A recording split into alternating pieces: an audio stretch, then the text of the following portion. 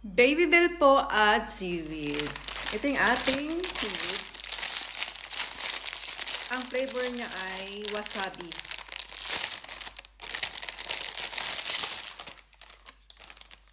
Wasabi yung flavor niya. Medyo maanghang. Ito yung ating Babybel. Meron ako nakitang orange, blue, at saka black na Babybel. Tapos, green meron din. Pero, kunti lang yung nakita ko. Siguro mga ano lang yung palabas sa kanila. Mga 5 ano lang, packs lang. Balot natin. Cheers! Ganyan pa. Cheers! Hindi tumulog.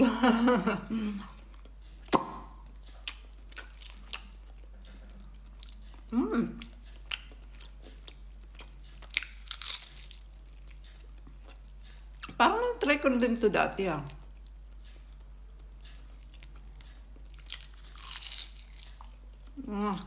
Sarap.